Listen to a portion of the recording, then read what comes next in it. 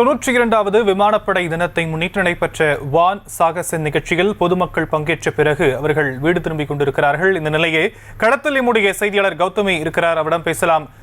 கௌதமி, வான் சாகச நிகழ்ச்சியில பங்கேற்ற மக்கள் தெரிவித்த கருத்துக்களை நாம பார்த்துக்கிட்டு இருக்கோம். மக்கள் கூட்டம் அங்க எப்படி இருக்கு, அவங்க தரப்புல என்னென்ன விஷயங்கள் சொல்லப்படுது?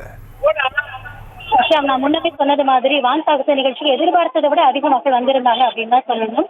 தற்பொழுது இந்த நிகழ்வானது முடிந்து மக்கள் தொடர்ந்து வெளியேறி வராங்க. 1 மணிக்கு நிகழ்வு முடியும் அப்படின்றப்போ ஏறத்தாழ ஒரு 12:30 மணி அளவுல இருந்தே மக்கள் வெளியேற துவங்கிட்டாங்க. இருந்தாலும் இன்னும் இந்த கூட்டம் கொஞ்சம் கூட குறைந்தபாடு இல்லை அப்படின்னு தான் சொல்லணும். தொடர்ந்து மக்கள் வெளியேறி வராங்க. விவிஐபிஸ்க்கு உள்ள காருக்கான பார்க்கிங் கொடுத்திருந்தாங்க. பட் எந்த ஒரு விதமான வாகனங்களுமே இங்கிருந்து வெளியே செல்ல முடியாத நிலை தான் தற்பொழுது இங்கே களத்துல இருக்குது. பெரும்பாலும் பெண்களும் குழந்தைகளும் இந்த கூட்ட நெரிசல்ல சிக்க தவிக்கிறாங்க அப்படின்னு தான் சொல்லணும். குழந்தைகள் அழக்கூடிய காட்சிகளை நம்ம எங்களால பார்க்க முடிகிறது.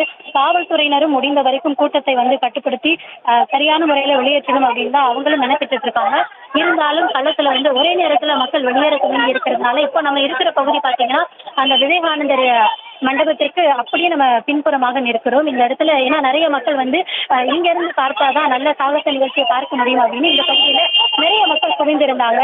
ஒரே நேரத்துல அனைத்து மக்களும் வெளியேற துவங்கி இருக்கிறதுனால இந்த சாலையே ஸ்தம்பித்துதான் இருக்கிறது. இங்க பக்கத்துல இருந்து ரயில்வே ஸ்டேஷன், இங்க lighthouse railway station, Triplicane railway station போறது கூட மக்கள் ரொம்பவே சிரமத்திற்கு ஆளாகிறாங்க அப்படின்னு தான் சொல்லணும்.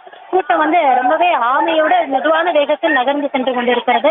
காவலர்களும் யாரையுமே இடையில நிற்காம தொடர்ந்து போயிட்டே இருக்காங்க, வலியுறுத்திட்டு இருக்காங்க. இருந்தாலும் கூட அங்க கூட்டம் இன்னும் குறைந்தபாடு இல்லை. ஏறத்தாழ இன்னும் 2 மணி நேரத்திற்கு மேல கூட ஆகலாம் கூட்டம் குறைவதற்கு அப்படின்னு சொல்லப்படுகிறது. பெண்களும் குழந்தைகளும் தான் தற்பொழுது இந்த களத்துல மிகுந்த சிரமத்திற்கு ஆளாகிறாங்க. வயதில் மூத்தவர்கள் எல்லாமே நடக்க முடியாம இந்த ஏற்கனவே வெயிலின் தாக்கம் அதிகமா இருந்ததுனாலையும் அவங்களால தொடர்ந்து இந்த கூட்ட நெரிசல்ல வெளியேற முடியாதனாலும் சில பேர் அங்கங்க கூடி நிற்கக்கூடிய காட்சிகளை பார்க்க முடிகிறது. இருந்தாலும் காவலர்கள் அப்படியே நின்றுட்டீங்க அப்படின்னா இந்த டிராபிக் அப்படியே தான் இருக்கும், தொடர்ந்து எல்லாரும் மெதுவா வெளியே போங்க அப்படின்றத வலியுறுத்திட்டு இருக்காங்க. பெரும்பாலும் மக்கள் வர்றப்ப அவங்களுடைய வாகனங்களை 2 வீலர்ல அங்கங்க பார்க்கிங் போட்டுட்டு வந்துட்டாலும் கூட தற்பொழுது வெளியேறுவதில் ஒரு சிரமமான ஒரு சூழல் தான் இங்க நீடிக்கிறது. எப்படி போறது அப்படின்னு தெரியாம நிறைய மக்கள் இங்க நிற்கிறாங்க.